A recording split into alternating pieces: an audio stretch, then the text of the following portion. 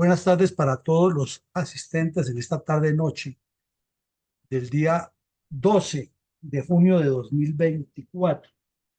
En el ejercicio de hoy vamos a hacer un análisis estratégico comparativo eh, de lo que han significado las guerras de Ucrania y Gaza en la transformación de los conceptos geopolíticos, de los conceptos de manejo estratégico de las fuerzas en combate y cómo está incidiendo esto en unos nuevos modelos de guerra psicológica y desde luego qué lecciones podemos sacar de ahí para Colombia, para nuestra situación actual. Entonces la hemos titulado así, es un poco pretencioso el título, pero aspiramos a generar una serie de situaciones de análisis entre ustedes para que entre todos compartamos puntos de vista diferentes y eso sí, enfocados en coadyuvar a formar estrategas con visión de estadistas y estadistas con visión de estrategas. Entonces, entremos en materia porque el tema es atractivo e interesante. En primera medida, miremos que a lo largo de la historia de la humanidad, aunque la geopolítica viene a materializarse como ciencia social, como ciencia investigativa a finales del siglo XIX y comienzos del XX, y hace su primera ebullición grande en la Segunda Guerra Mundial, cuando Alemania, siguiendo las teorías de los geógrafos políticos alemanes, considera el espacio vital, que todo Estado en crecimiento necesita un espacio vital y máxime si tiene mentalidad de potencia. Pero no está ahí, o sea, ese es en el momento en que se le da forma académica y que se considera por primera vez como una ciencia, una disciplina, una combinación de ciencias, una multiplicidad de factores. Sin embargo, al mirar la historia de la humanidad, que se ha escrito tanto, que diéramos que apenas ha abarcado una ínfima parte del conocimiento de esa historia de la humanidad y es tan rica y tan extensa la historia de la humanidad que uno mismo, sin ser historiador, leyendo un evento, comienza a cotejar hechos y saca conclusiones o que ya han sacado otros historiadores o que necesariamente el autor que uno está leyendo no los abocó o porque no le alcanzó el tiempo o porque le dio mucho énfasis a sus puntos de vista, pero que no es porque no los conozca o porque no tenga la capacidad, sino que son tantos que la historia es una fuente de conocimiento permanente para quien pretenda participar en geopolítica y desde luego en política. Entonces quiere decir eso, en primera medida, que la geopolítica ha sido algo existente desde el comienzo mismo de la humanidad, que no tenía forma académica ni se miraba desde esa concepción en los primeros procesos históricos grandes que hay, es otra cosa. Pero si miramos el imperio egipcio, por decir algo, tenía una concepción geopolítica de extensión, de seguridad, de protección de los recursos y nada más miremos en la Biblia. Los depósitos de granos que tenía el faraón para alimentar a su propio pueblo y alimentar toda su guardia imperial y alimentar a su cohorte, su cohorte que lo acompañaba y su corte imperial, pues significa que había una visión geopolítica de seguridad, de extensión, de límites del imperio, de controles, de comercio, que seguramente no lo definían académicamente como lo definimos ahora, ni como lo definirán dentro de 20 o 30 años nuevos estudiosos, pero existía. Tenía una fuerza militar para respaldar eso, tenía una visión de controlar los puertos en los mares, tenía una visión de doblegar a los países vecinos. Entonces eso quiere decir que había un concepto de espacio vital igual que el que tenían los alemanes, solo que los alemanes lo enfocaron en unos criterios geográficos ya de control del planeta. Y es entendible que no pasara eso con los egipcios o con los romanos, porque acordémonos que se consideraba que del occidente de España en adelante era el mar de las tinieblas, que ahí se perdían los buques como ya había ocurrido, y que había un sitio, según lo que pensaban los analistas, en un momento en que se llegaba a una especie de cascada y todo se desaparecía. por lo que se han perdido embarcaciones que nunca regresaban, hasta que Colón, con su locura, demostró que el mundo sí era redondo, aunque estaba convencido que había llegado a Japón y no que había descubierto el nuevo mundo. Entonces, simplemente eso para decirles que la geopolítica y la historia siempre han ido de la mano y que tiene temas y temas para conversar de esto. En segunda medida, entremos ya a ver qué características nos traen en este momento actual, ya siendo conscientes que la geopolítica y la historia han ido de la mano, lo que está pasando en Gaza y en Ucrania.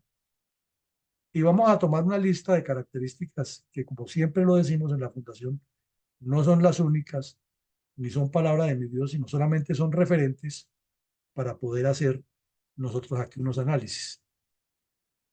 Entonces, la primera enseñanza que nos está dejando estas guerras, las dos, es que todos los eventos anteriores geopolíticos lo único que hacen es generar nuevos eventos porque siempre quedarán cosas sin resolver en la interacción humana y más en intereses geopolíticos donde cada vez los estados pretenden defender más lo que Haushofer, el geógrafo alemán, llamó el espacio vital.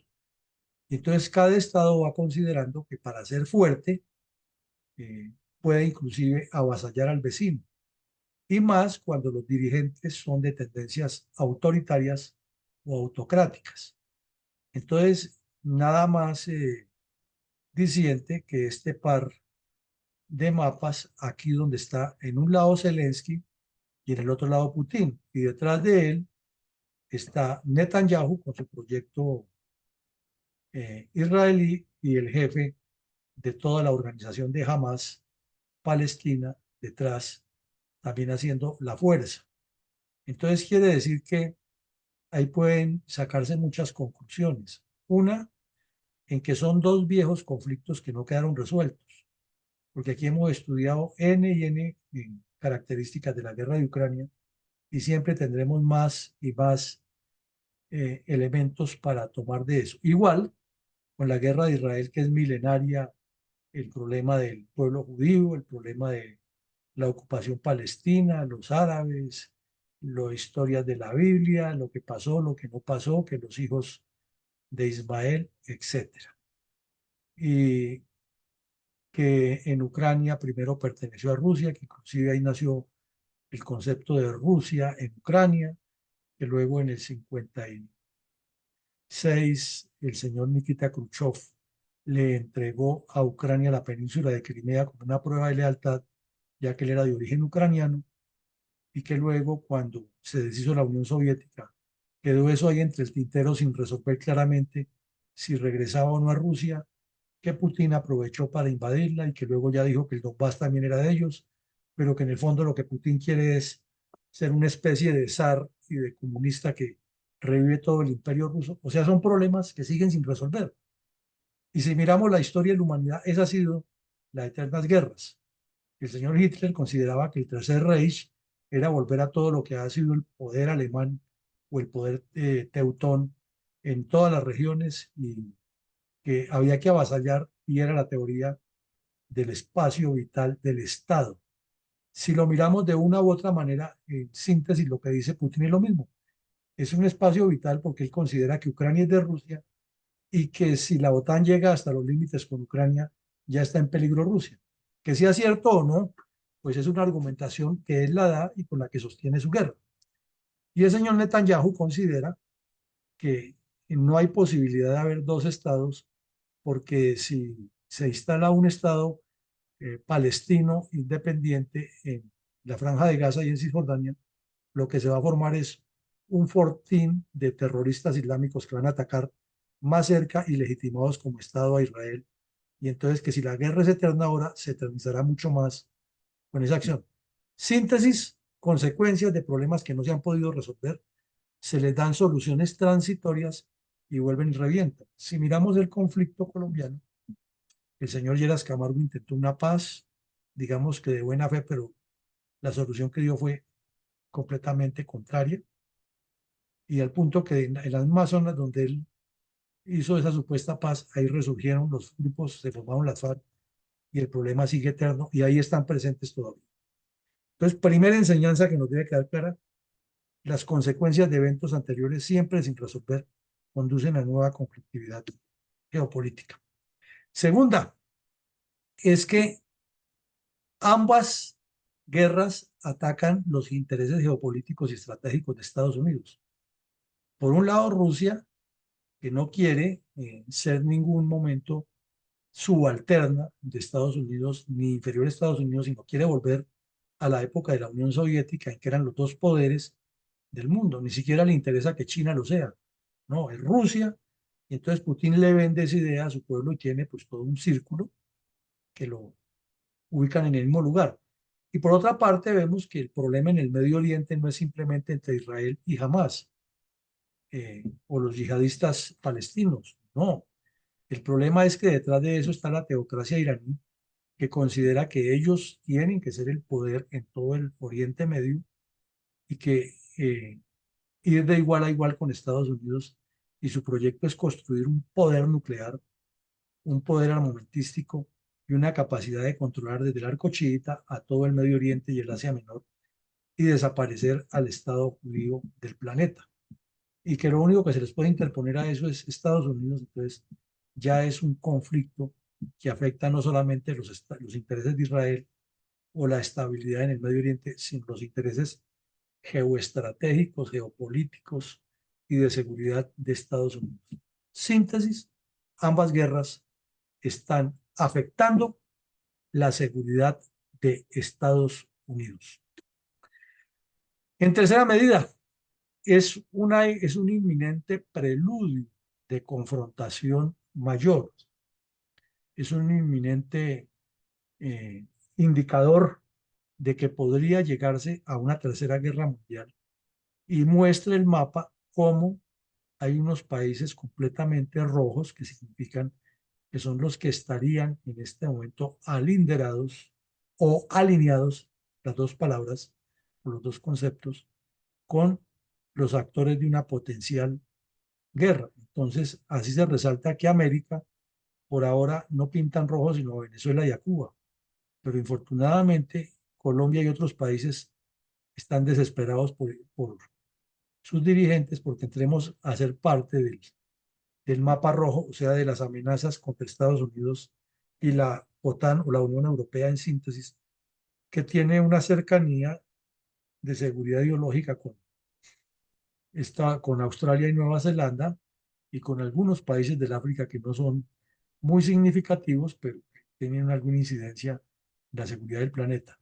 Pero en lo demás está casi todo en un control geoestratégico y geopolítico de Rusia y China. Y otros que están en grisecito, que es un grisecito ahí como que no se sabe para qué lado cogen, incluida una potencia nuclear que es India y otra potencia nuclear que es Pakistán. Están ahí bailando en la cuerda floja, que tienen más de rojito que de azulito y están en ese gris tan peligroso cuando en las relaciones tanto de pareja como de familia, como de sociedad, como de política interna y de política externa, se mantiene en ese difuso y nebuloso mundo grisáceo que en cualquier momento se puede voltear para el lado más negativo por intereses particulares.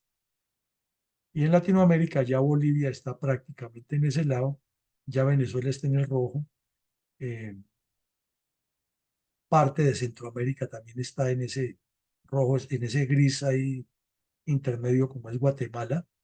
Entonces quiere decir que el mundo está en un riesgo de una confrontación mayor y que es impredecible el lado que tomen uno u otro, y esa trascendencia puede afectar negativamente todo el desempeño comercial, cultural, geográfico y de desarrollo de los países que están en azulito, porque cuando se meten las gallinas a pelear, las lombrices son las que más llevan del bulto. En, ahora, ¿qué pasó aquí? ¿Esto qué pasó? Se nos, no entiendo. Ahora sí me enredé. No sé qué tecla. Voy a salirme de la presentación y vuelvo a conectarme porque algo malo hice. Bueno, vamos a ver. Es que esto de la tecnología toca llamar a un niño que le explique a uno. Entonces, eh, ya vimos que es inminente la confrontación mayor. ¿Están viendo la ayuda? No. Sí, señor. Inminente preludio de confrontación mayor. Ah, bueno, es que pensé que se ha perdido. Entonces, miremos que hay una teoría geopolítica que le da más peso a esta realidad de los rojitos y los azulitos y los grises, ya presentada de otra manera con otros colores, pero que yuxtapuestas las ayudas nos ayudan a entender mejor lo que está pasando. El señor Hartford Mackinder fue un geógrafo inglés que estudió muchísimo la incidencia de la geografía en la política, en la historia de la humanidad, y llegó a tener las primeras conclusiones de dónde estaba el epicentro del poder, el pivote mundial. Y él, estudiando guerras, procesos históricos y desarrollos tecnológicos de la humanidad, llegó a una conclusión, que por muy fuerte que fuera el desarrollo geopolítico, estratégico, comercial e industrial de Estados Unidos, jamás tendría el control de todo el mundo, porque es que Estados Unidos, pues desde luego, por extensión, domina el continente que es longitudinal, y eso no lo puede negar nadie, y negarlo sería tapar el sol con un dedo. Pero la teoría de Mackinder va mucho más allá y dice que todo este fenómeno de desarrollo tecnológico, de control de la humanidad, así llegue de otros sectores, va a tener un epicentro geográfico, económico, político y geopolítico, que es en la gran isla. Y tiene toda la razón en ese concepto. Hay una gran isla, y esa gran isla son Asia y Europa, que se llama la Eurasia, y el África, que la compone. Cuando Mackinder lanzó su teoría, no se había roto aquí en esta parte que estoy señalando con el puntero, el canal de Suez, que fue lo que separó artificialmente a esa gran isla. Pero todos sabemos que si un día la naturaleza se rebota, sacude la tierra y vuelve y queda el canal, o sea, todo vuelve a su orden natural, porque la naturaleza puede ser así, y es la ley natural. Entonces, simplemente, esto es una gran isla. Eurasia y África es una gran isla. Entonces, él se puso a analizar que todos esos fenómenos conducían a que hay un corazón geopolítico que tiene los recursos al norte, en el mar Báltico, que tiene la salida hacia el oriente, que dándole la vuelta al planeta sería occidente de Estados Unidos, y que tiene también la salida hacia el mar del sur o el océano Índico, que es la gran ambición de China, y que llega directamente es al otro polo, al Antártico. Entonces dice que eso tiene un Herland, que es un corazón geoestratégico que está aquí, y que ese Herland está rodeado por un anillo interior o marginal en el cual la tendencia geopolítica y geoestratégica va a llevarnos es a que esto por fuerza de lo mismo que los alemanes llamaron el espacio vital se convierta es en una prospección de extensión geoestratégica para el dominio del comercio, la industria, la tecnología, la investigación científica y el manejo de la economía. Y ahorita vamos a ver que el señor no estaba tan equivocado. Y luego dice que hay un anillo exterior o periférico, que es ese hinterland al cual algún día se llegará porque hay demasiados recursos por explotar y demasiados mares por conquistar. Entonces, que esta gran isla tiene ese corazón que está aquí y que si usted le atraviesa diagonalmente, o sea, mirándolo con un rumbo, dijéramos, de 30 grados o un contrarrumbo de 210 grados, en este sentido, indicaría que ese es el pivote de la historia. Y adivinen por dónde pasa ese pivote, nada menos que por el Medio Oriente, donde se han suscitado todos los conflictos. Entonces, este señor dice que ese Gerland depende del anillo interior o marginal de ese pivote que por su misma condición natural del desarrollo humano va a llegar a controlar este anillo periférico, y que aquí la gran potencia pues va a tener el control longitudinal, más no total, porque tiene el problema de los mares. A su vez, la teoría de la seguridad de América es que puede crecer mucho industrial y económica y financieramente, y que siempre tendrá el mar de por medio que la protege de cualquier ataque. Entonces, como si la naturaleza fuera sabia. Y de ahí se podría desprender, no lo dijo el señor Mackinder, pero se podría desprender la idea de la multipolaridad que la interpretan estos de aquí, es como las autocracias, porque esa es su formación histórica, y aquí la identifican como la democracia. Eso no lo dijo Mackinder, lo estamos planteando aquí, pero es una deducción lógica. Entonces quiere decir que en este momento, por todos los intereses económicos, geopolíticos que tiene la gran potencia americana sobre este pivote de la historia aquí, porque es que ese pivote pasa nada menos que por el Asia Menor, por el Asia Central, la parte occidental del Asia Central, por el Bajo Cáucaso y sale aquí al mar Antártico, al mar Ártico. Y si lo miramos por el otro lado, es que Estados Unidos tiene mucha cercanía al mar Ártico y muchos intereses, porque ahí hay muchas riquezas y además un poderío naval para controlar el mundo por ese lado. Y lo único que le garantiza a Estados Unidos la cercanía es que Rusia no cuenta con la unidad de estos países bálticos, sino que ellos están de Estados Unidos, entonces por el occidente, muy cerca de Estados Unidos, y por el oriente, con los de hielos y lo que le apunta a la China. Ahí está el rojo vivo. Eso, entonces son muchos los intereses que hay y es de analizarlo más largo. Entonces es la otra característica de esta guerra y vemos que Ucrania está en el Herland, gran parte de China septentrional y occidental está metida ahí, todo el Asia Central, todo el Cáucaso, Rusia.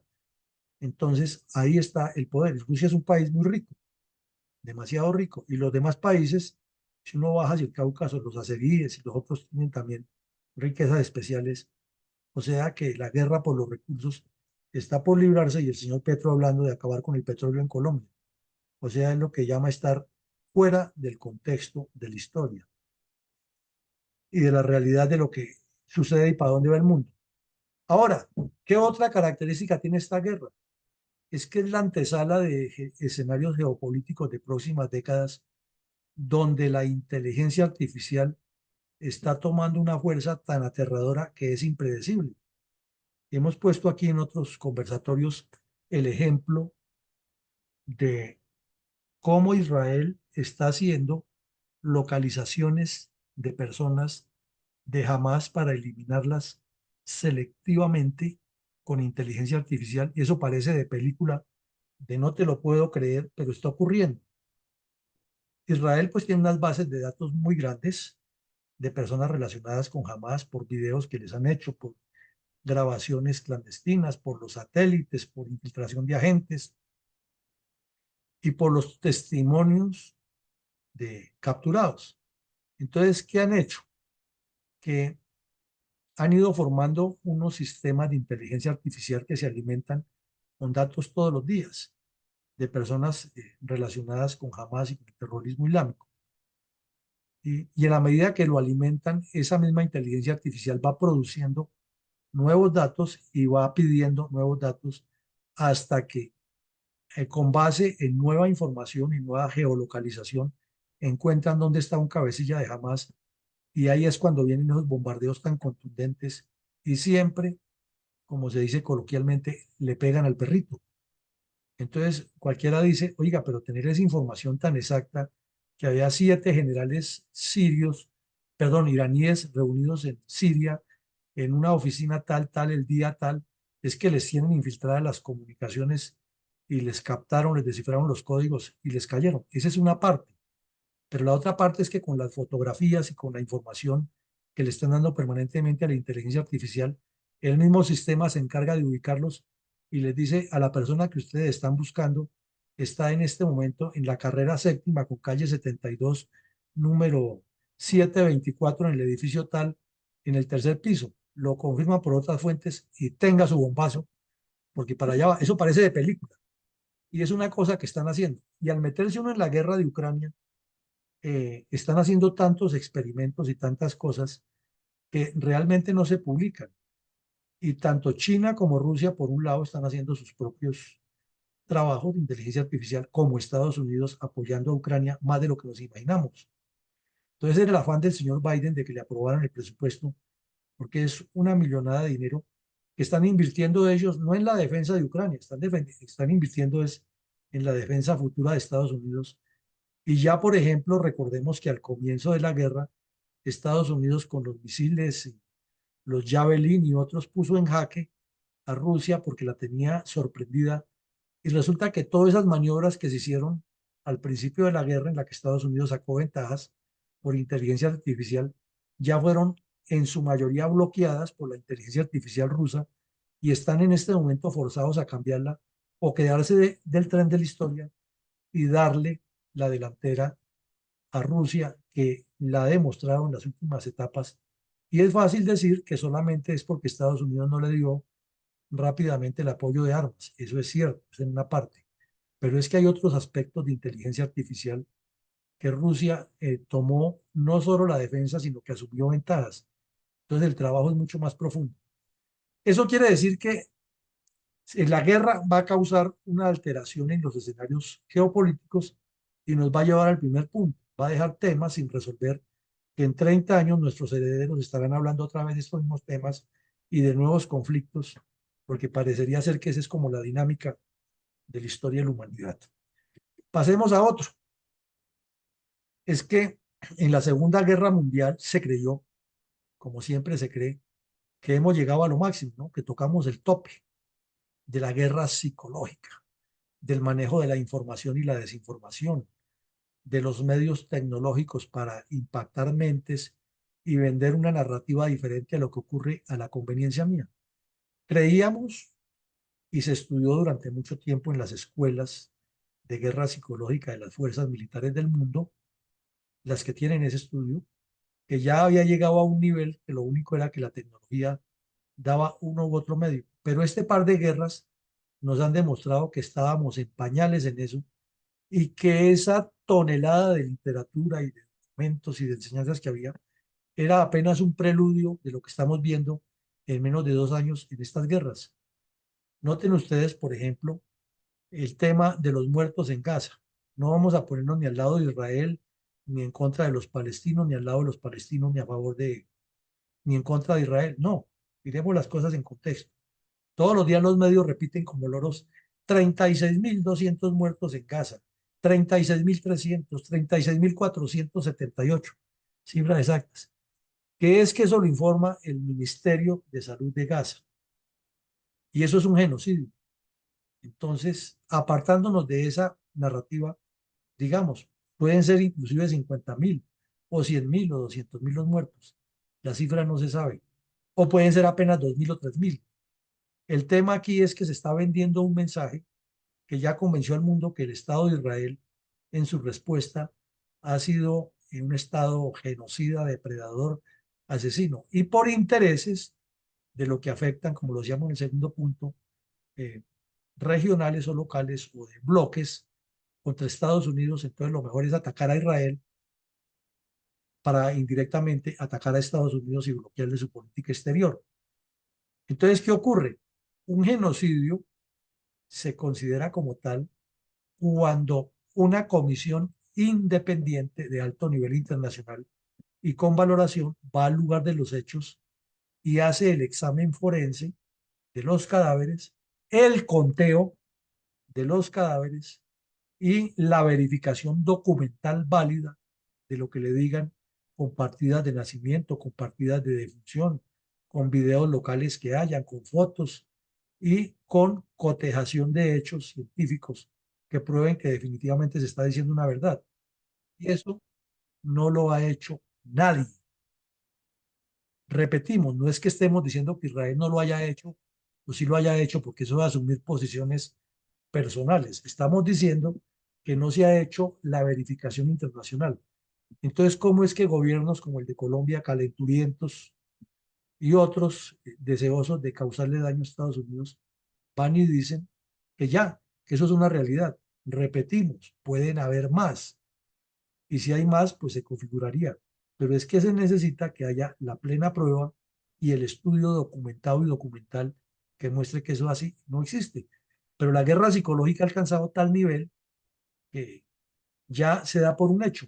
Y los muchachos que son maleables y dúctiles en el mundo se dejan alebrestar en las universidades y todo, y salen a protestar como protestaban en la guerra del Vietnam, o como protestaban aquí los que salían a decir que fuera Duque y que Duque es un inepto y que es el mandadero de Uribe y todo ese cuento que nos han echado, y puede que sea cierto o no, no vamos aquí a entrar a defender ni al uno ni al otro, sino simplemente es el mensaje, es el poder de esa guerra psicológica.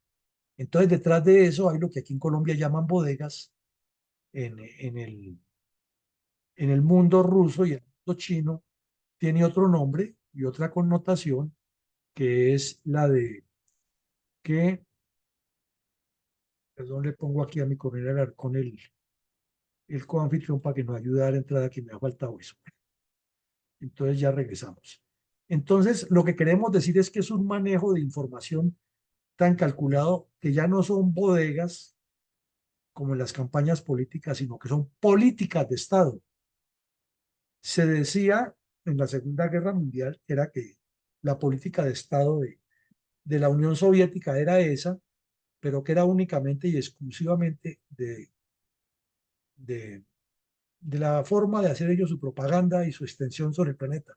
Hoy le estamos viendo es que en las guerras tiene mucha más fuerza, inclusive que las armas, porque Rusia tiene en este momento el maridaje con China y todos los días le venden al mundo en todos los idiomas una gran cantidad de lo que llaman las fake news o la información falsa respecto a ese par de guerras, que es tanta la información que circula que si usted no está consultando un medio serio como el New York Times, como Foreign Affairs, como Le Monde de París o la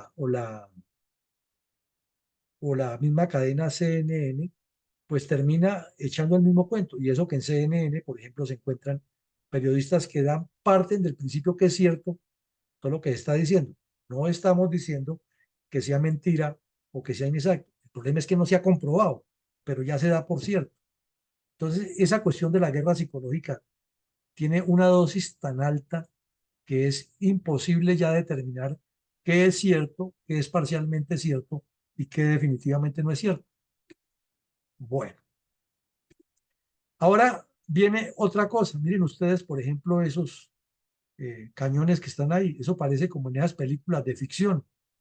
Y ahí vemos al soldado ucraniano en medio del frío, en un paisaje completamente invernal, listo para actuar y con unos sistemas tan novedosos de artillería que ya los centros directores de tiro prácticamente son tramitadores de la información al instante para golpear y no para ayudar a planear las correcciones que hubiera que hacer en el plan de fuegos o para elaborar los planes de fuegos alternativos. No, ya es de una vez una persona, un civil con un celular y con una aplicación que le han dado las mismas fuerzas ucranianas, está mirando y toma unos datos, llena una especie de formato muy rápido, muy manual, y le envía con esa aplicación de información al centro director de tiro. Tres, cuatro informaciones que lleguen exactas, e inmediatamente el mismo sistema con inteligencia artificial le dice, coordenadas X tal y X tal, hay una concentración, dele. Y pues lógicamente el enemigo también tiene eso, entonces vienen los fuegos de contrabatería, los fuegos de interdicción y los equipos técnicos que ayudan a localizar en algunas ocasiones esos misiles y derribarlos. Eso parece de mentiras. Y eso hablando nomás de la artillería. Con los soldados de infantería llevan unos equipos que parecen como de la guerra de las galaxias, pero que ya lo tienen en la mano los soldados, en las cámaras, en los cascos, que eso ya se volvió común. El mismo soldado también se convierte, el soldado de infantería, en alimentador directo del centro director de tiro, se convierte en alimentador directo del servicio de inteligencia, porque está enviando una cantidad de información que él no tiene necesidad ni de hablar, solamente con su cámara y la detección de ruidos y la información exacta que va dando del terreno. Entonces le va ayudando a quienes planean y a quienes dirigen qué tanto con la capacidad adversaria se puede avanzar en el terreno, cuándo hay que retroceder. O sea, es otro cuento, otra tecnología. Y si vemos estas máquinas que hay ahí, pues se queda uno completamente aterrado y obnubilado. Y eso lo están apenas ensayando para los nuevos sistemas de defensa que tengan tanto Rusia como China como Estados Unidos en esas áreas, y todos están sacando información. Entonces, por eso es tan importante para uno y otro bando hacer la ingeniería inversa, o lo que se llama la ingeniería forense, de material que se le capture al enemigo. Entonces, por ejemplo, en Ucrania hay desplegada una cantidad de científicos y especialistas estadounidenses, británicos, franceses, alemanes, que están allá recibiendo a partes importantes de los drones que le derriban a Rusia, de los equipos que le capturan, de entrevistar a los capturados para ver qué más información dan, desarrollar una serie de informaciones que toda la vida se han hecho en las guerras, claro, pero es que aquí ya es con la inteligencia artificial y con la información al segundo y con las máquinas que ayudan a procesarla muy rápido. Antes eran solamente los seres humanos, ¿no? Los especialistas en inteligencia que sentaban al prisionero de guerra y lo interrogaban y luego entre ellos sacaban las conclusiones. Eso sigue funcionando hoy, pero con toda esta cantidad de información que está mandando el soldado con la lectura que hace en el casco, el civil que pasa los datos en las coordenadas y que llena unos formularios que le pasan, lo que reconoce el satélite, lo que reconocen los aviones de reconocimiento, etcétera, pues es algo que parece del otro mundo, pero es la realidad que está viviendo el mundo. Ahora, ¿eso a qué conduce? A que la doctrina militar del mundo sigue gravitando alrededor de los principios fundamentales que hemos conocido, pero esta es la cantidad de información que la tecnología y las técnicas de maniobra, las tácticas de maniobra, indican que hay que cambiarlas, ajustarlas, combinarlas y hacer una serie de hechos que, así como Colombia, por ejemplo, tuvo que inventarse que un helicóptero de buen calibre, como un Black Hawk o un MI, acondicionarle unos lazos y unos ganchos para que recoja la pieza de artillería y la traslade de un lado a otro, y con la información muy manual que todavía tenemos, se le pase a las unidades, ellos con su centro director de tiro golpeen el objetivo. Pues aquí también ya hay otro tipo de tecnologías de movimientos, y entonces ya la artillería no es tan estática, ya el centro director de tiro está ahí pegado a la misma línea de combate, otro está completamente alejado, porque eso tienen el cálculo hasta del tiempo que se demoran las décimas y centésimas de segundo en que va de un lado a otro la información mientras se procesa, para hacer los cálculos también de cuánto tiempo puede demorarse el ejercicio. O sea, esto es otra cosa. Esto es algo que está actualizándose y que la doctrina militar del mundo está tomando todos los días enseñanza, y no hay la última palabra. Ahora miremos algo que hay en geopolítica que parece increíble. Esta guerra, todas las guerras ha habido ese problema, pero es que ahora se está haciendo más evidente. Son las alianzas contradictorias. Miremos una o dos de cada parte y verá que nos da un contexto que no, nadie lo entendería tan fácil. Comencemos por la guerra de Israel. Cuando Irán se dio cuenta que Arabia Saudita, que es el papá de los suníes en Medio Oriente, iba en una cercanía muy grande con Israel, pues una de las razones de atacar a Israel el 7 de octubre fue esa: destruir esa alianza, porque si Israel adquiere amistad con Arabia Saudita, de ahí por efecto dominó Kuwait, Bahrein, Omán y Mascate, y los demás reinos sunitas quedan alineados con Israel, y entonces Israel adquiere una preponderancia diferente en el Medio Oriente y cerca geoestratégicamente a Irán. Y fuera de eso, esos países que son enemigos a muerte de Irán quedan muy empoderados con la tecnología israelí, entonces no va a tener la capacidad de atacar a Israel. Entonces ahí viene el tema, que toda la vida esos países sunitas han sido aliados desde Hamás, pero en este momento, a pesar de todo lo que ha pasado y de la propaganda, los gobernantes de esos países prefieren la mesura y sí cuestionan abiertamente a Israel en los foros internacionales, pero no se atreven a separar esa relación que hay, porque hay un temor en que se empodera mucho Irán, entonces los primeros damnificados son ellos, porque Irán no va a respetarlos a ellos, no que o sea, con la intención de acabar con Israel también se mete con ellos, porque los considera que son traidores, etc. Y jamás sunitas y chiitas se van a unir porque cada uno tiene su propia agenda. Entonces miren ustedes esa relación tan rara. Ahora miremos de parte de lo que pasa en el teatro de operaciones de Ucrania. Estados Unidos le puso una cantidad de sanciones a Rusia, la siguió mucha gente y uno esperaría que India asumiera una posición pro OTAN y pro Estados Unidos y resulta que no. India, al contrario, siguió comprándole petróleo a Rusia, además con un negociazo, porque con las sanciones que le pusieron ya no lo puede vender en los mercados de la OPEP, sino que le toca venderlo clandestinamente en el mercado negro, vulnerando las sanciones, y entonces China le compra gran cantidad de petróleo favorecido a China, porque si China tenía que comprar el barril a $80, por un ejemplo, ahora Rusia se lo vende a 40 y puede comprar el doble de petróleo que estaba comprando antes con esa misma cantidad, y como es una política de Estado, entonces puede invertir más en muchos sectores que le dan un desarrollo industrial a pesar de la recesión económica que hay en China. Miren ese fenómeno tan raro. Pero ¿por qué India? Porque resulta que India le ha comprado toda la vida armas a Rusia y es el país que les ha ayudado en su guerra contra Pakistán y en su guerra teórica que tienen con China. Entonces, miren ustedes, China apoya a Rusia para que le haga daño a Estados Unidos directamente con tecnología y con propaganda y todo lo que hemos visto. Y fuera de eso le pone a Corea del Norte que le venda todo lo que necesita eh, Rusia y por medio de Corea del Norte también aprovecha y le vende armas a Rusia.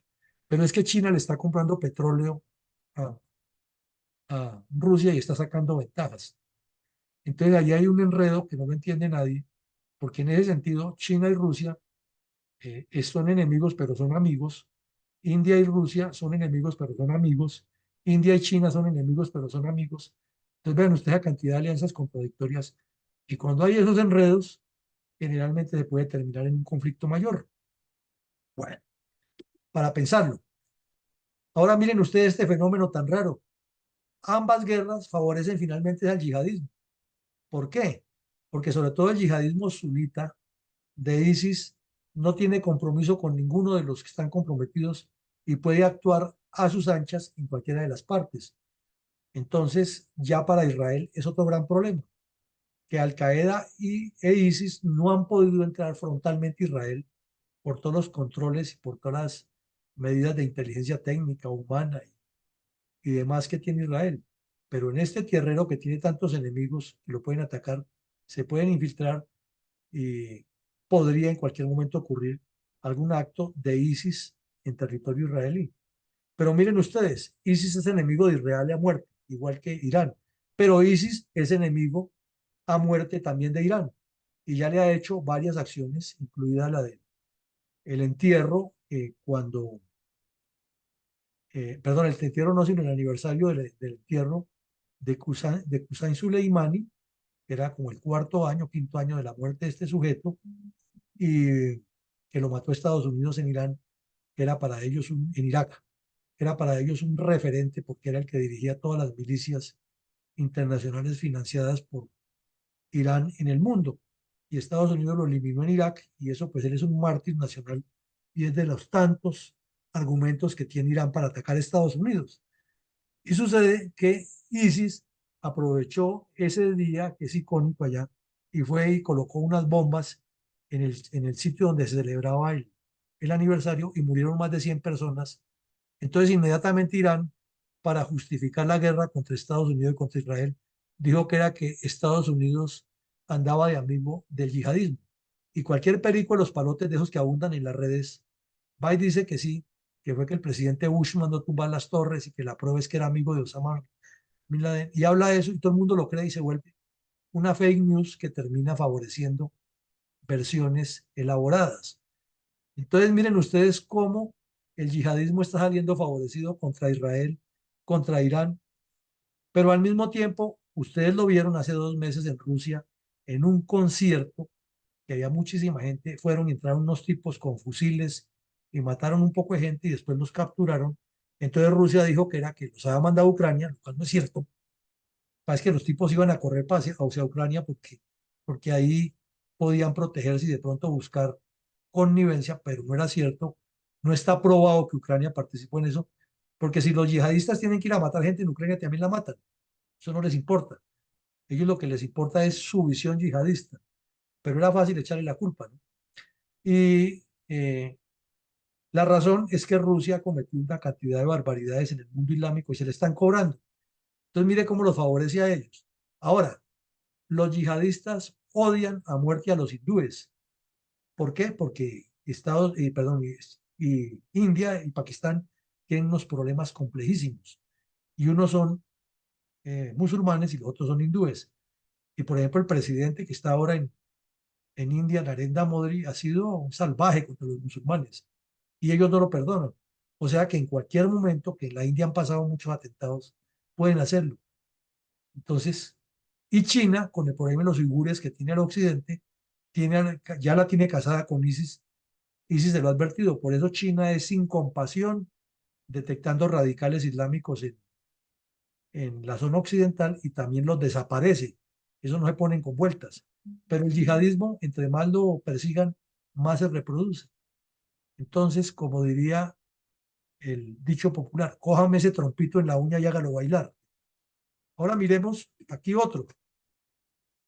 Aquí miramos la importancia del agua, de todo lo que se habla y eso, pues estamos saturados de que nos cuenten las necesidades del agua y cómo se consume y qué no se consume, y el agua que está sacándose del subsuelo, las necesidades que hay que inventarla, y las sequías y el calentamiento global, y ese es apenas uno de los recursos renovables naturales, y los que no son renovables y se requieren, que están generando todos esos conflictos, y que se deben aprovechar es para dinamizar economías pensando en energías renovables adelante.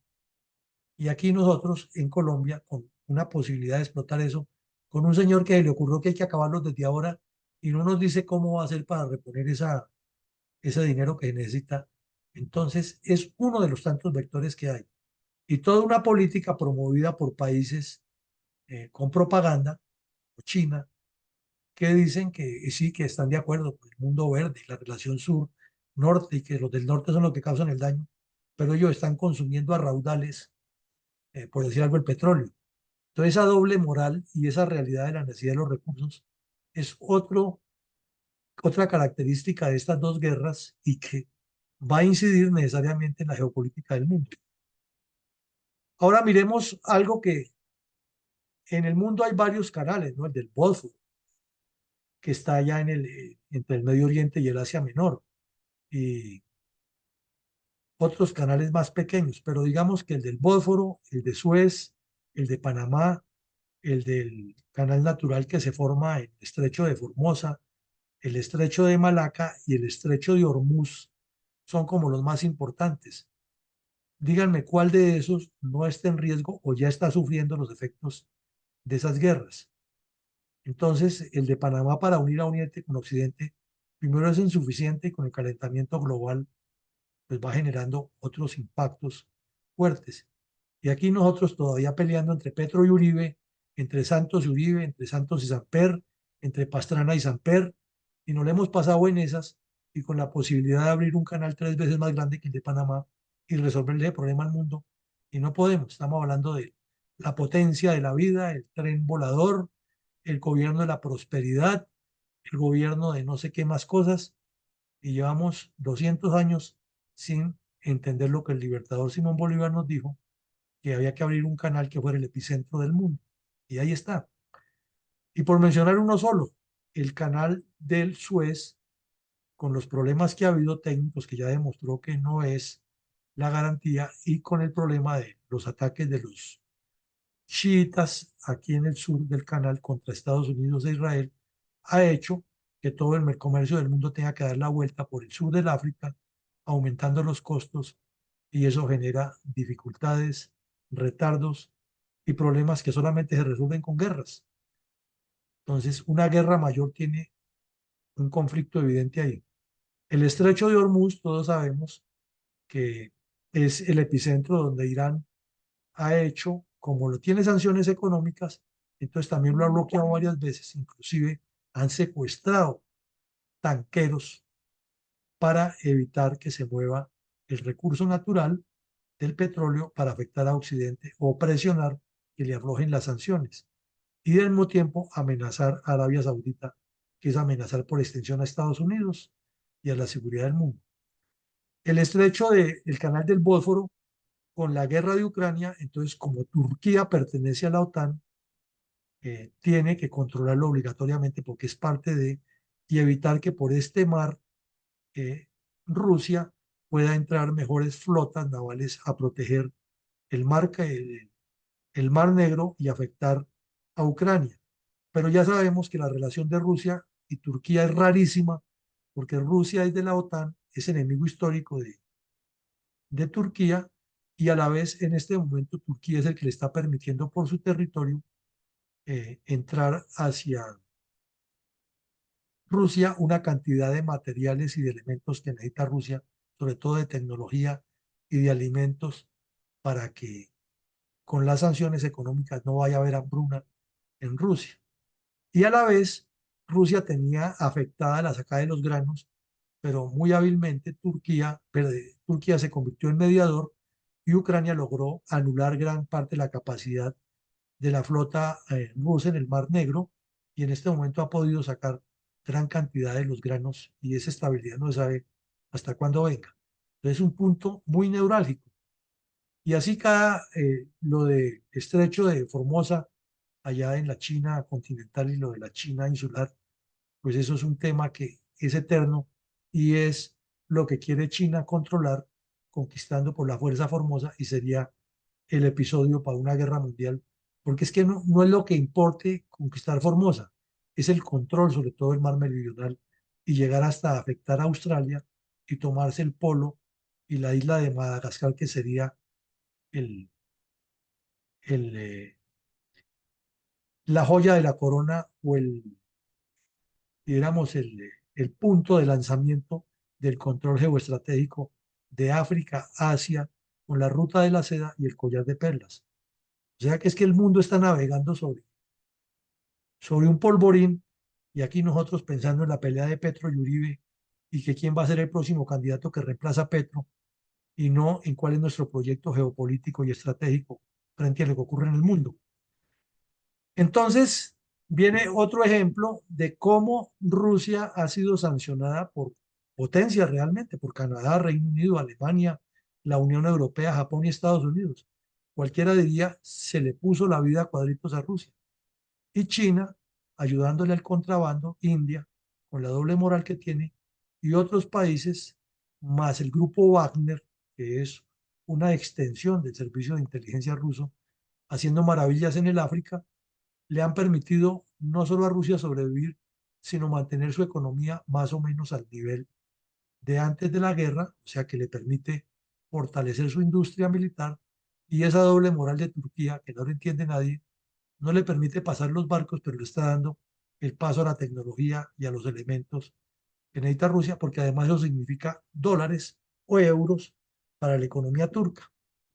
Entonces, ven ustedes que cantidad de sanciones y todos los días publican y dicen que le van a apretar, pero siempre hay un esguince y hay una posibilidad.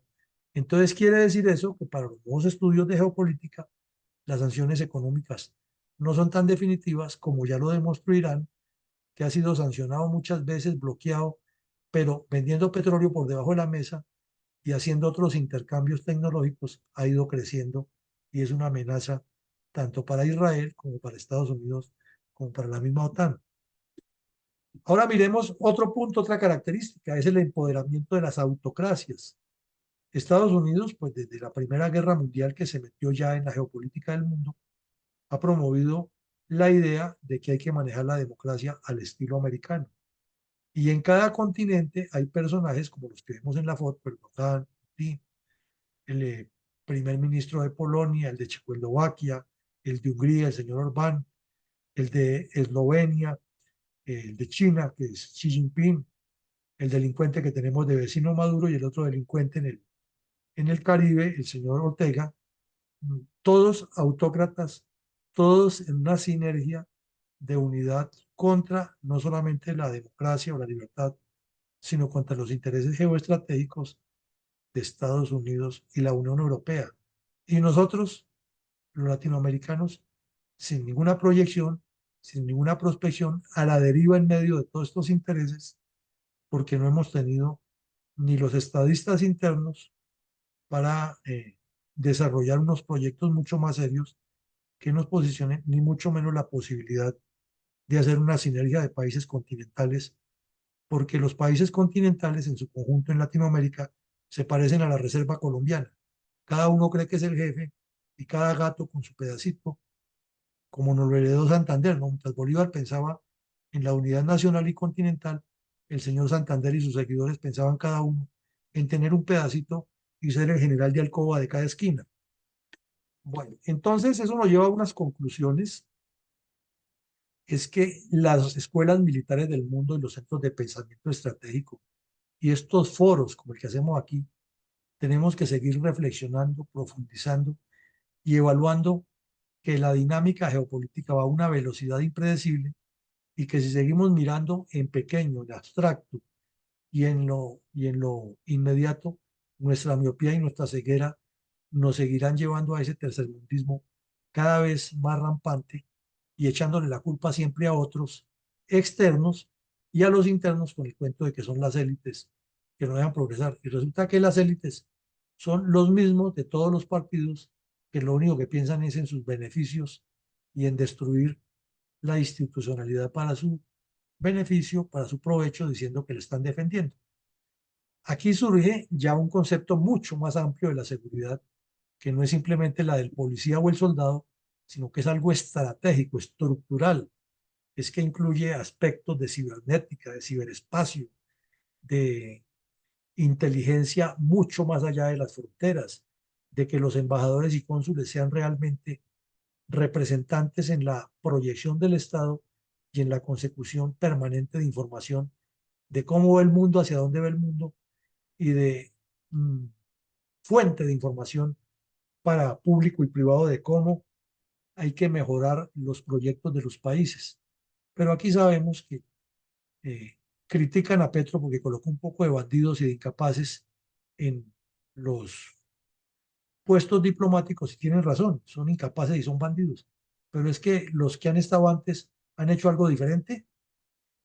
O sea, el problema es estructural, que la multidimensionalidad de la seguridad no se ha entendido como es y se cree que seguridad es simplemente vaya el policía a repartir bolillo o el soldado a echar plomo y ya con eso se arregló y ya hay seguridad. Y resulta que la seguridad es una construcción, es un constructo que tiene una cantidad de elementos que cada vez son más novedosos y terminan casi que traslapándose o confundiéndose con la geopolítica y con la misma administración del Estado y con el desarrollo.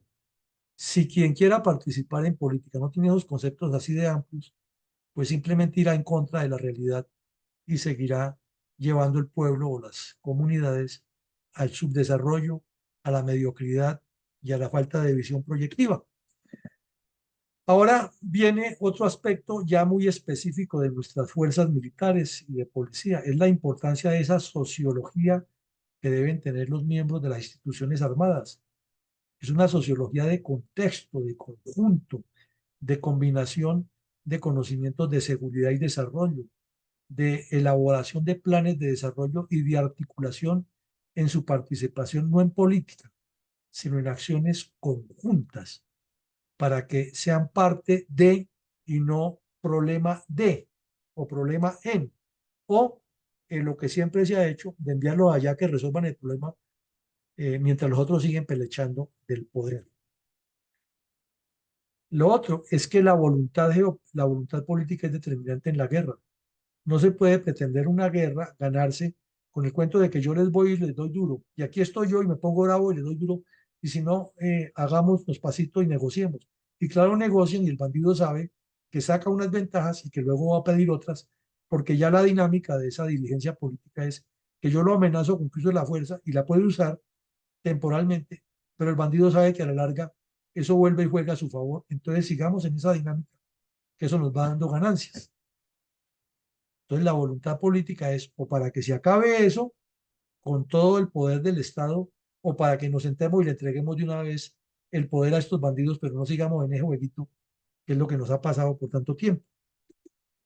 La otra es que la historia es un referente para aplicar los principios de la guerra que todos sabemos que se están aplicando en estos conflictos de Ucrania e Israel y que son puestos a prueba con tantas cosas que estamos viendo en todo ese contexto.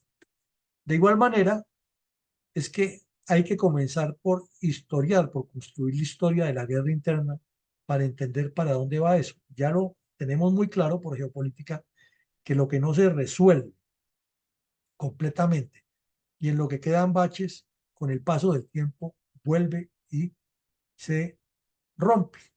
Entonces, si una enfermedad en un cuerpo humano se pretende resolver con aspirinas, de pronto la aspirina hace el milagro temporal, pero con el paso del tiempo revienta y el problema es más grave. Si usted va con una calza que tiene donde un tegua y se la hace ahí a las carreras, puede que en 2, 3 meses le parezca magnífico, pero seguro que al año, los 2 años, lo lleva es o a una endodoncia o la extracción de la pieza y la colocación de una prótesis porque eso quedó mal hecho. Entonces, hay que comenzar por construir la historia para que todo el mundo la conozca. Y no me alargo más porque eso es largo ahí. Entonces, al mirar esas conclusiones, mi coronel Alarcón, con todo lo que hemos dicho, queremos pedirle a las personas asistentes que tomen cualquiera de estos puntos, cómo los considera, dónde tenemos que eh, fortalecer y qué otras enseñanzas nos sugerirían. Pero lo que no queremos es que nos convierta aquí en que cada quien quiera dar una conferencia paralela o que le faltó decir esto y lo otro, o que los soldados de Ucrania no les faltó, que Israel, no, sino con base en lo poco que vimos que nos falta ver, comencemos a buscar conclusiones sobre estos temas para ir formando ideas concretas y no salirnos del epicentro del objetivo. Adelante, mi coronel Alarcón, si nos puede ayudar. Muy buenas tardes, noches para todos los que participan actualmente en esta academia del día de hoy. Excelente presentación, mi coronel Villamarín, muy diciente, muy actualizada. Entonces vamos a ver cuál es la respuesta de quienes han intervenido o quienes han asistido en el día de hoy aquí a la academia. ¿Cómo considero estas conclusiones y qué otras enseñanzas podemos encontrar? ¿Dónde está lo que vamos a proponer eh, para, para nuevas estrategias o nuevas cosas por realizar para estas excelentes conclusiones que tenemos en el día de hoy? Vamos a darle en primera instancia la palabra. No sé si, doctora Ethel, usted hoy tiene buena modalidad de micrófono, entonces queremos darle la palabra como la única dama que nos está acompañando en el día de hoy. Adelante, por favor, mi doctora. Muchas gracias, mi coronel Eugenio Alarcón. Qué presentación la mía, ¿no? Mi única mujer, además, como me estaba diciendo, sí. Yo creo, voy a elegir la importancia de sociología de lo militar.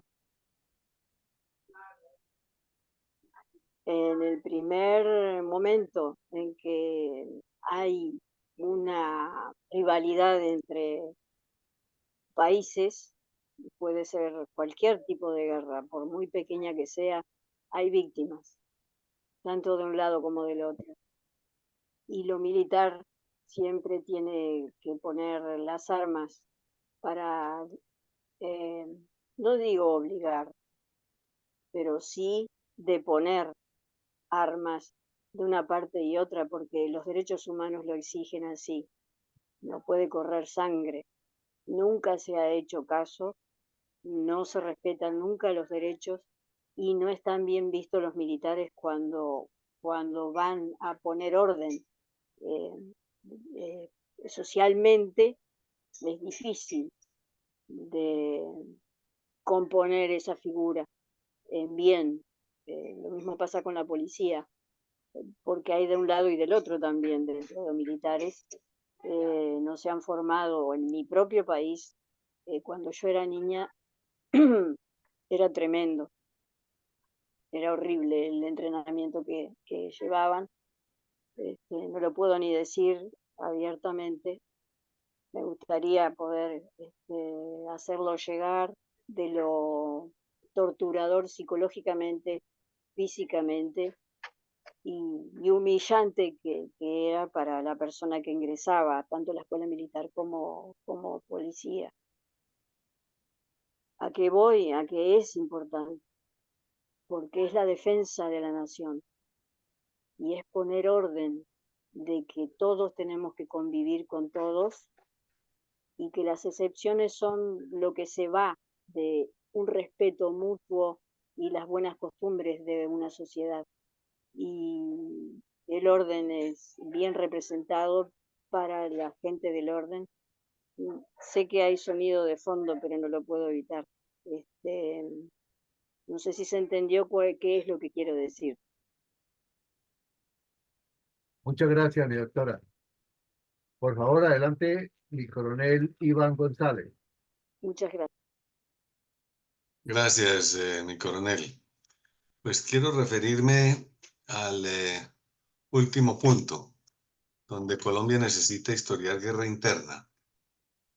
Los conflictos de orden social y orden público que llamamos de confrontaciones armadas, internas o externas, como sea, son fenómenos extendidos en el tiempo.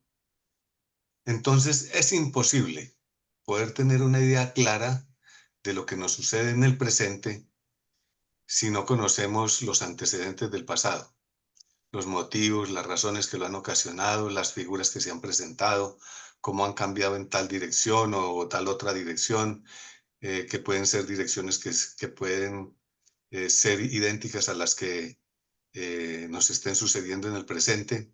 Y lógicamente, pues tratar de tener una visión, una idea a futuro de los que nos puede suceder o lo que más factiblemente nos va a suceder, pues es todavía mucho más difícil, porque, como lo decía, si lo del presente se fundamenta en el pasado, pues este presente va a ser pasado del futuro. Y si no conocemos esos comportamientos, esa manera de actuar, no nos conocemos a nosotros mismos, a nuestras costumbres, a nuestros hábitos, a nuestros deseos, a lo que nos ha fallado y a lo que posiblemente lo poco que hemos acertado. Entonces es fundamental estudiar la historia, registrarla, hacérsela conocer a las nuevas generaciones, porque este problema posiblemente no lo vamos a terminar nosotros, sino los que nos sucederán. Y los que nos sucederán, pues de pronto estaban a cometer los mismos errores que estamos cometiendo nosotros porque tampoco se los enseñamos. Entonces hay que contar todo lo del pasado, lo del presente y escribir muchos libros, hacer muchos análisis, tener mucha academia. Desafortunadamente, gobiernos pusilánimes se dejaron engañar, como siempre, todo lo que es izquierdismo y comunismo, a nuestro sistema de educación. Más que todo inclusive argumentado por los mismos maestros, pero porque miles de maestros que tenemos están ya ideologizados en las teorías socialistas y por lo tanto no les conviene que se recuerden los errores y los masacres y los crímenes que han cometido en el pasado, para dar la impresión por omisión de que ellos han sido buenos y que por lo tanto entonces también son buenos con lo que hacen en el presente y lo seguirán siendo al futuro. Y nos dejamos quitar la cátedra de historia, aunque sea simplemente para los niños la cátedra de la historia de la independencia, por ejemplo. Pero ahí comienzan a nacer entonces la identidad y el espíritu nacionalista. Gracias, mi coronel. Muchas gracias, mi coronel González. Tiene la palabra entonces Hipólito Herrera, mi general, por favor, adelante. Muy buenas noches, muchas gracias.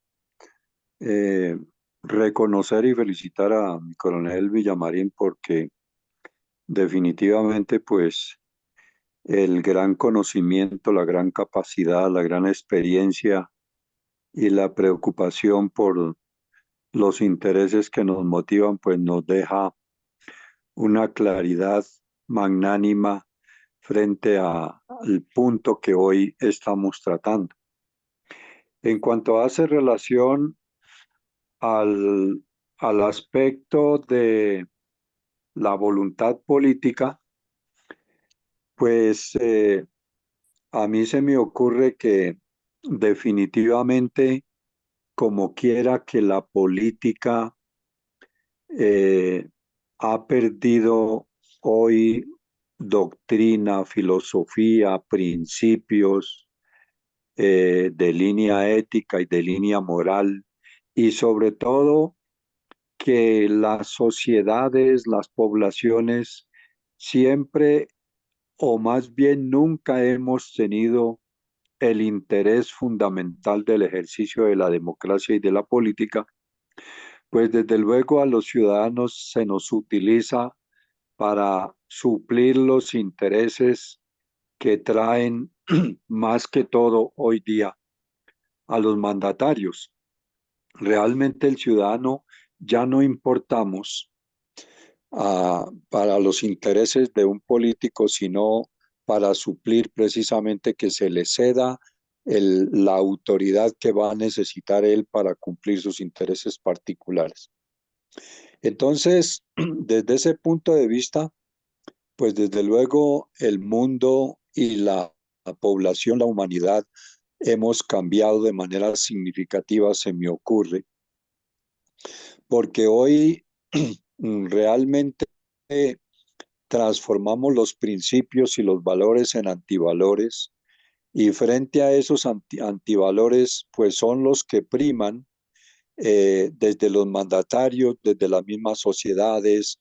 Estructuramos o más bien establecimos una subcultura de doble moral y de ilegalidad, y es la que pareciera que es la que nos está rigiendo hoy día. En otro tiempo los principios y los valores eran como la mayor riqueza de las poblaciones y de las sociedades, pero hoy se transformaron. Entonces, de acuerdo a a la gran exposición y muy clara exposición que hizo mi coronel Villamarín, nos damos cuenta que priman los intereses de países y de personas en todo el universo en contra de los beneficios y de los intereses sociales. De ahí que nos imponen el miedo, el terror, los intereses, y al fin y al cabo, pues lógicamente la sociedad y la población terminamos, como quien dice, de brazos cruzados.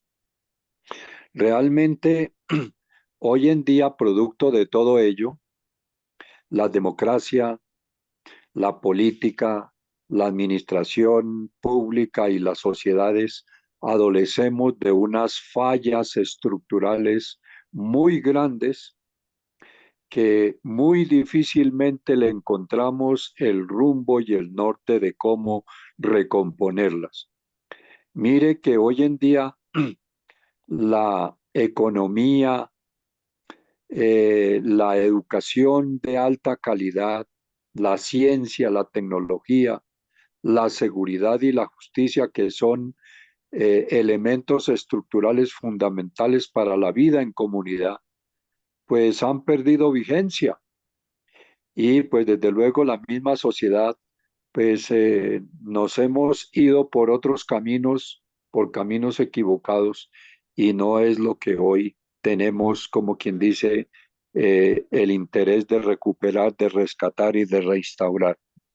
Entonces, desde ese punto de vista, para terminar, los mandatarios que hoy se eligen o que se proponen y que elegimos, pues son personas totalmente ignorantes que desconocen el ideario de la política, los intereses, los diagnósticos de la sociedad, y desde todo punto de vista nunca pretenden ir a solventar las necesidades básicas, que es lo fundamental. De ahí que la voluntad política la decisión y la determinación administrativa pues pasa a un segundo plano. De modo que es muy complejo, muy difícil concretar una idea muy puntual respecto a tan oscuro panorama y sobre todo a nivel de nuestra Latinoamérica. Pero pues muy provechoso, muy favorable y mi gratitud, mi reconocimiento porque nos están permitiendo, como quien dice,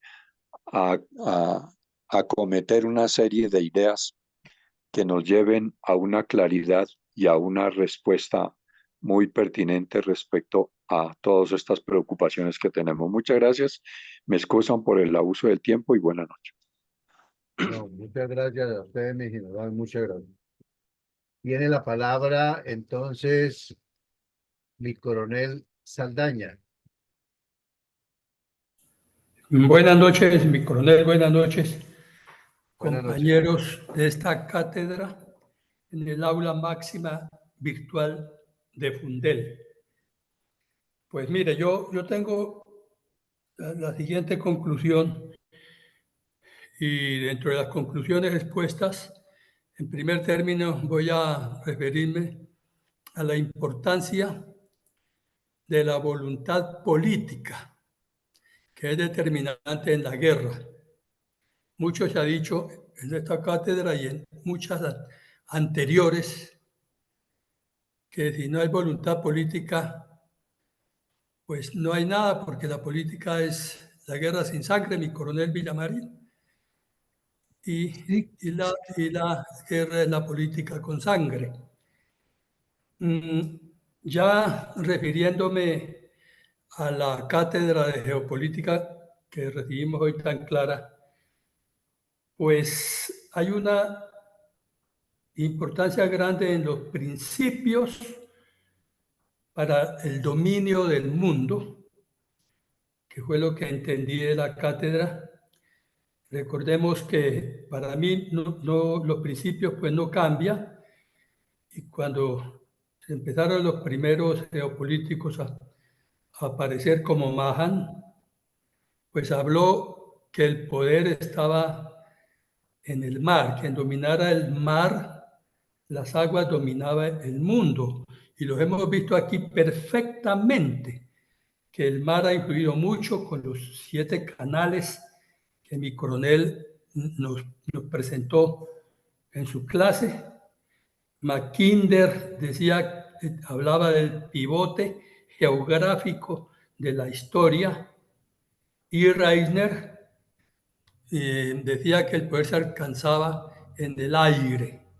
Y fíjense que en la geopolítica y en las guerras que hemos visto, tanto el mar como el hinterland o el herland o el pivote de la historia y también el aire han influido para que se pueda ganar o perder una guerra sin despreciar lo más importante o algo muy importante que es la guerra psicológica. Circunscribiéndome a nuestro país, a Colombia, yo pienso que en las conclusiones tendría que agregarse un puntico que dijera: Colombia necesita conocer la geografía. Pues quien no conozca la geografía no sabe dónde va a combatir ni dónde está. Cátedras que se quitaron de las aulas de nuestros claustros educativos. ¿Cómo se va a combatir y cómo un político que no conozca la geografía tiene la idea de qué es el Interland? Y uno de los factores importantes a mi manera de ver de estas violencia y de este conflicto armado es porque se ha despreciado la parte del terreno que va entre el Herland y entre la frontera, es decir, el Interland, una ignorancia absoluta de la geografía del país. Así como se debe conocer la geografía en la parte geopolítica del mundo de los continentes, con mayor razón debemos conocer nuestra geografía. Y ese sería mi aporte y muchas gracias. Muchas gracias, mi coronel. Tiene la palabra mi mayor Mendoza. Muchas gracias, coronel Alarcón. Pues hay que tener en cuenta que la guerra no la buscan las fuerzas militares, las buscan los políticos, son los que se meten en esas guerras. Nosotros somos los que tenemos que enfrentar esa situación. El gobierno de Colombia ignora todas estas conclusiones y por el contrario destruye los mandos y limita el desarrollo de las técnicas existentes y por existir. Está perdida la guerra interna y el alto riesgo de una confrontación externa que en las actuales circunstancias solo podrá ser defendida por los peones en el tablero ajedrecístico. La clase política no puede ni debe inmiscuirse en el mando y la doctrina militar. Termina pudriéndola. Gracias. Muchas gracias, mi mayor. Tiene la palabra mi coronel Carvajal. Gracias, señor coronel Alarcón. Buenas noches para la sala. La voluntad política es determinante en la guerra. Rusia ha tenido la voluntad política para mantener la guerra en Ucrania. Ucrania ha tenido la voluntad política para defenderse de Rusia. La OTAN y Estados Unidos han tenido la voluntad política para apoyar a Ucrania. La China ha tenido la voluntad política para no involucrarse frontalmente en esa guerra. En Colombia ha faltado la voluntad política para acabar el conflicto interno. Las FARC y el ELN han tenido la voluntad política para continuar la toma revolucionaria y marxista del poder en Colombia. Esperamos siempre que la dirigencia política de Colombia se ponga de acuerdo para construir la voluntad política que permita acabar el conflicto interno en Colombia ocasionado por el bandolerismo y ocasionado por las guerrillas de la FARC y las guerrillas del autodenominado ELN. Muchas gracias. Gracias, mi coronel Carvajal. Para el cierre, le damos la palabra a mi coronel Pachón, no sin antes advertirles que aquellos que tengan algo que se les haya quedado en el tintero, una vez termine mi coronel Pachón, pueden hacer uso de la palabra en segunda oportunidad. Adelante, por favor, mi coronel Pachón. Don Eugenio, buenas noches. Buenas ¿Me noches. escucha bien? Perfectamente bien. Adelante, Bueno, por muchas favor. gracias al señor coronel Villamarín por la abundante información respecto a lo de Ucrania y el Medio Oriente y la evolución de los acontecimientos y lo que está por venir. Pero frente a las conclusiones, yo me inclinaría por el punto relacionado con la falta o la necesidad mejor de historiar la guerra interna. Pero me asalta la duda de que quien haga esa historia no la vaya a llevar a un tinte político en favor o en defensa, perdón, en favor o en contra de las personas que trataron de hacer la paz, pero que no previeron los recursos necesarios para atender las posteriores situaciones que se pudieran presentar. En las primeras épocas, cuando estaban convencidos de que el problema social era la falta de tierra, pues para algunos tengo entendido que dieron tierras a algunas personas sin vocación agrícola o de campo, porque es que tener tierra por tenerla, pues tampoco es la solución. Y además, cuando hubo la división entre los grupos de campesinos en la línea Armenia y la línea Chicoral, pues fue un desastre para unos y para otros. Entonces lo interesante es de que realmente la persona que escriba todos los procesos de paz. Tiene que ceñirse a la verdad sin inclinarse, para que las nuevas generaciones, sobre todo quienes tienen que afrontar la defensa y seguridad del territorio, la libertad y derechos de las personas, pues conozcan las consecuencias que pueden sobrevenir. De lo contrario es pues seguir jugando al gato y al ratón, el que más corra o el que sea más capaz para esconderse. Y llegar a un gobierno como el actual, donde la inteligencia pues le está aprovechando pues totalmente a su favor, pues de nada sirve, porque el gobierno conoce toda la situación que hay. Está bien alimentado porque los que están haciendo la inteligencia conocen lo que hicieron, lo que desconoce la fuerza pública, y entonces ahí viene el quiebre para unos y para otros. Y el que paga los platos rotos, pues es la sociedad que menos tiene que ver o que no conoce la situación política ni la función que cumplen los políticos, y por eso no hacen exigencias en las localidades cuando hacen obras de mala calidad o quedan como elefantes blancos para la eternidad y nada pasa. Y el gobierno actual simplemente se ha limitado a decir de que recibió un polvorín, pero ese hecho no tiene ninguna justificación para decir de que no puede hacer. Recibió la olla raspada, según ellos.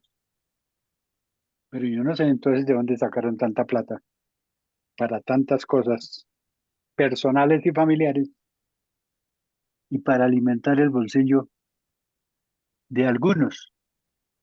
Y simplemente se limitan a decir de que así recibieron el Estado, que no lo culpen a ellos, porque las disculpas van y vienen y para eso hay gente que las defienden. Si ellos son los que van a hacer la historia de la guerra interna, no habrá próximamente ningún futuro agradable para los que vienen detrás de nosotros. Muchas gracias. Muchas gracias, mi coronel Pachón. De el Facebook tenemos los aportes de este medio. Dice, buenas noches para todos. Muchas gracias por la conferencia. La nación debe conocer la historia de la conflictividad en nuestro país para no incurrir permanentemente en los mismos errores. Desde el origen de la República nos la hemos pasado de conflicto en conflicto. Pocos se tienen en cuenta las lecciones del pasado para aplicarlas en el presente y así, década tras década, se cometen, los mismos yerros. Muchas gracias. Bueno, no tenemos más manitos levantadas, mi coronel Villamarín. Ha sido un total éxito la conferencia, la academia del día de hoy. Esperamos que eso trascienda, no solo para nosotros, sino para nuestros compañeros, nuestras familias, en quien debemos difundirla y que todos estemos preparados. Para las conclusiones finales y la bendición por el día de hoy, le vamos a dar la palabra entonces a nuestro presidente, el señor coronel Luis Alberto Villamarín Pulido. Mi coronel, muchas gracias y buenas noches. Muchísimas gracias a usted, mi coronel, y a los asistentes y a quienes posteriormente verán este video en redes y en el internet.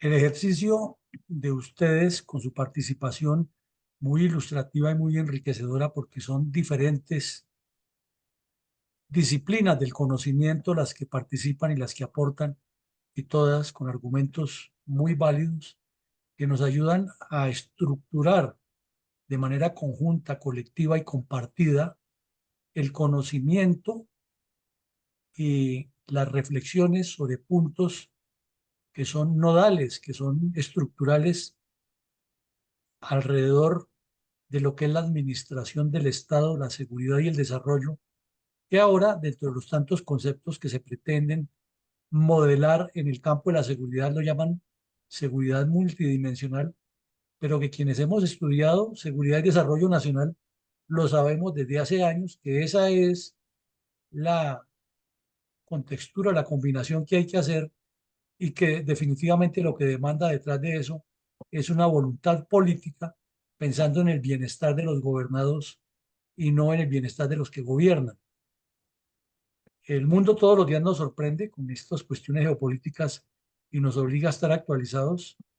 Vemos que mientras ocurren todos estos fenómenos, en Europa están sucediendo otras cosas que no las vimos en la conferencia. A ver, Vigracia, lo de el crecimiento de la ultraderecha en el Parlamento Europeo, la decisión extrañísima en una de las democracias más poderosas del mundo, aprovechando las facultades constitucionales del señor Macron de convocar anticipadamente las elecciones del Parlamento.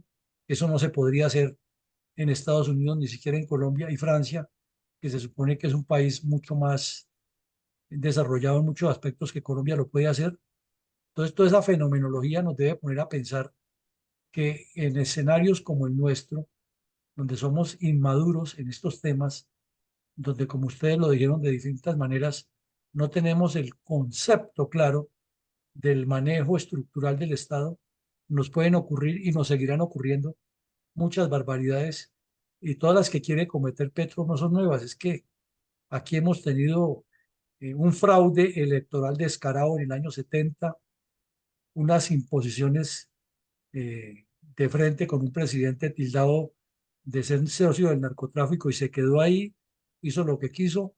Otro presidente que fue y se arrodilló ante los bandidos y les entregó el caguán y medio país y no pasó nada. Otro que consultó al pueblo, aunque no era vinculante, pero es una consulta popular, le indica a uno qué es lo que quieren los demás y luego se burló de todo. Dijo, no, es que yo simplemente les preguntaba, era para decirles que yo me voy a imponer, palabras más, palabras menos, me importa un carajo lo que piensen, yo soy el que decido. Y otro que viene ahora a decirnos que él puede cambiar la constitución y encuentra gente del mismo pelambre haciendo lo mismo. Pero si retrocedemos en la historia, muchos han hecho lo mismo y cosas peores. Entonces lo que nos falta es el conocer la historia, conocer la geografía política, como lo mencionaba mi coronel Saldaña, conocer toda esa estructura de la sociedad, como lo mencionaban mi general Hipólito Herrera y mi coronel Pachón, conocer la realidad de cómo se han manejado los contextos, como nos explicaba la doctora Ethel, y así sucesivamente, lo que decía mi coronel Carvajal, de que hay mm, una voluntad política por parte de actores definidos y donde no la vive es en el gobierno colombiano y se habla siempre de paz. O sea que por donde lo miremos, la estructura conduce a demostrarnos que no hay orientación del ejercicio del liderazgo político y que donde la hay problemas tan graves como los que están ocurriendo en dos guerras que pueden degenerar en una guerra mundial. ¿Cómo será donde no la hay esa conducción? Máxime que hay tantos intereses estratégicos y geopolíticos en juego. Infortunadamente, nuestros compañeros de las reservas aquí están convencidos que hacer política es saber conseguir votos en campaña y ojalá conseguir puestos, pero no se sabe para qué. Entonces, valdría hacerles la pregunta que hacía el doctor Echandía. ¿El poder para qué? ¿Para qué se quieren el poder?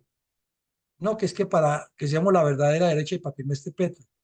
Pero para seguir en lo mismo que de los que llevaron a Petro al poder, pues como queda lo mismo caer que quedar colgando.